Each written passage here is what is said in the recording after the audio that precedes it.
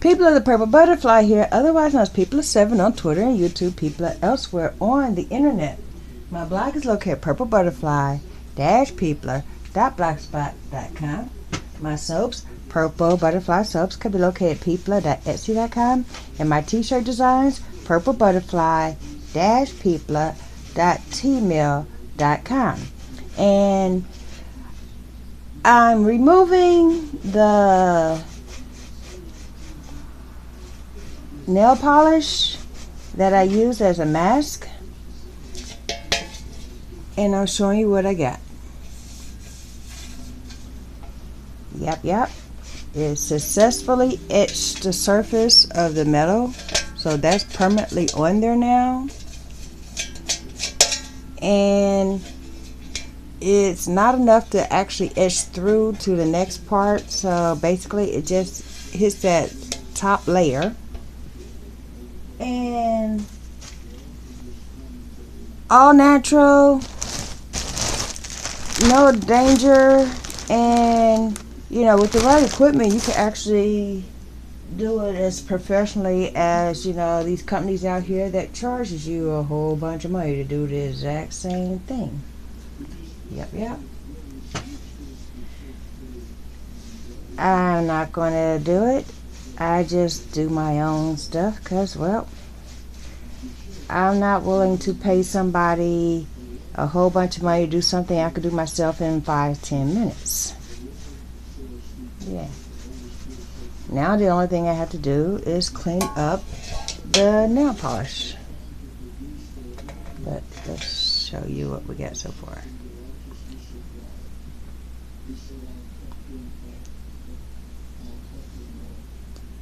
See?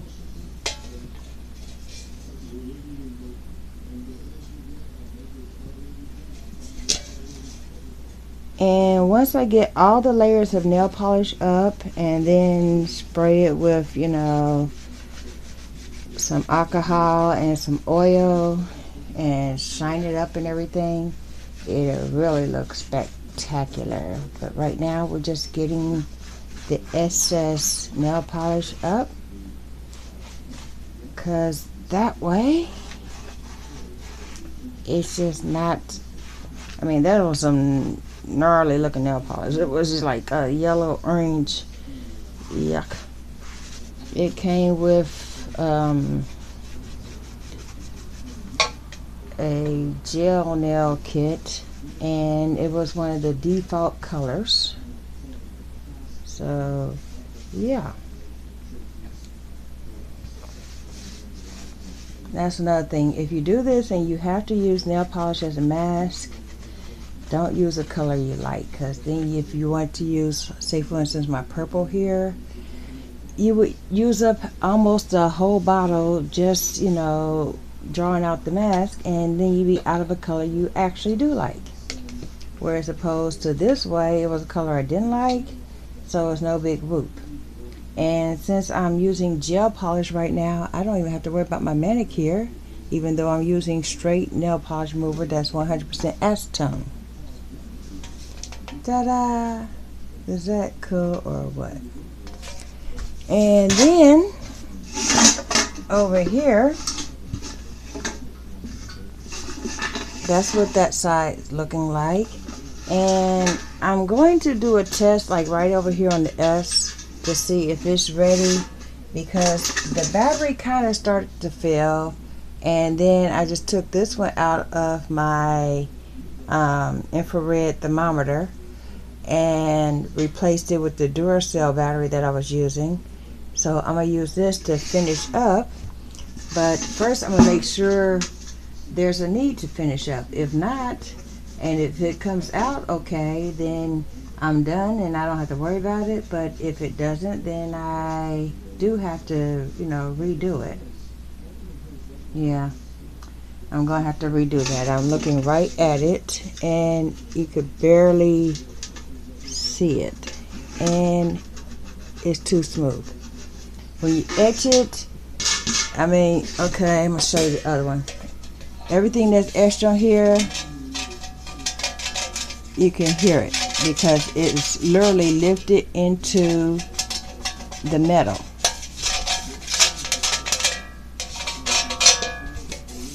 Etching is basically reverse engraving. So if you go to scratch something that's been etched and it's just as smooth as silk, then that means it didn't actually etch, and you will be stuck with having to do it over if you continue. So yeah. So in the meantime, in here I have my leads and the battery and the cotton balls.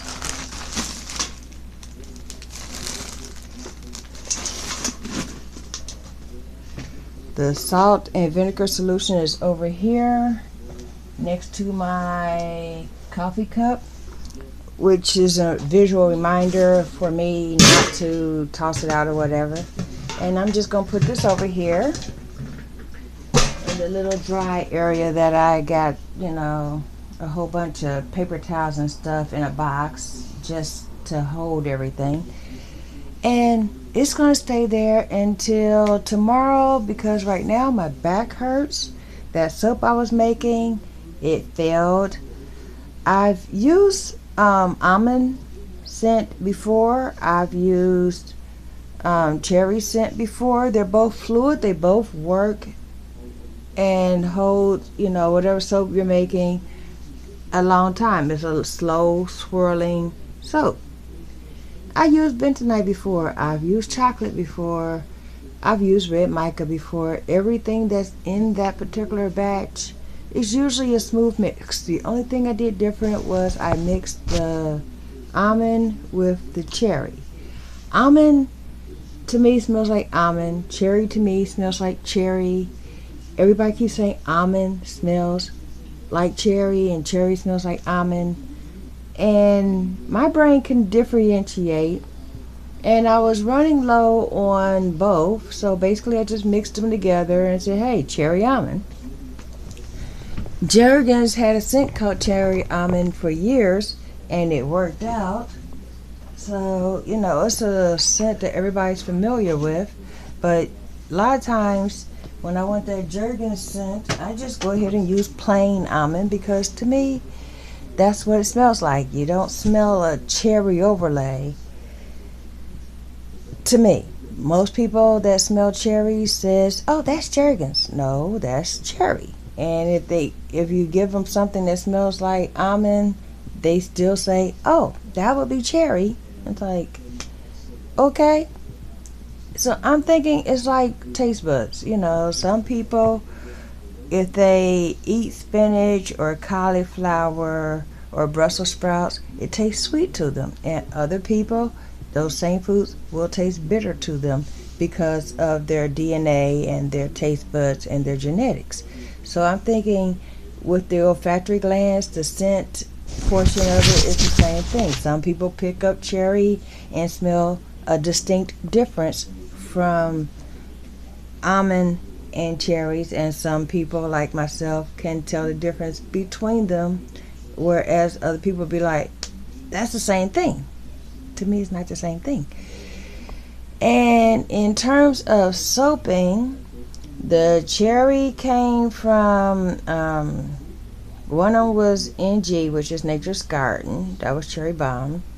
The other one was the little black label. I'm not sure if it was Crafter's Warehouse or another one. I have to go look at the bottle, but it wasn't NG, and the almond was NG. And usually if you put two Nature Garden scents together, they work, but the little bit that came from a different source, I mean, I should have known something was up, because my NG almond and my NG cherry balm are both pale yellow to clear, and the other cherry was red. So I don't know if it was a flavoring or a scent difference, or if they added color to it or whatever, but it's not from the original stuff I had here. It was a gift, and I put together, and next thing I know, the swirl I was going to do was going to be a zigzag cosmic type swirl from one corner of the mold to the next, so that way you get the wave going on. and it was everything in me to get it in the mode right now. My arm is killing me. And that's another reason why you always eat first. Never, ever, ever soap on an empty stomach or when you're excruciatingly tired, because then if something goes wrong, you can't correct on the fly. You can't think because your stomach's growling and you're trying to do this and you're trying to do that and you can't keep your strength up.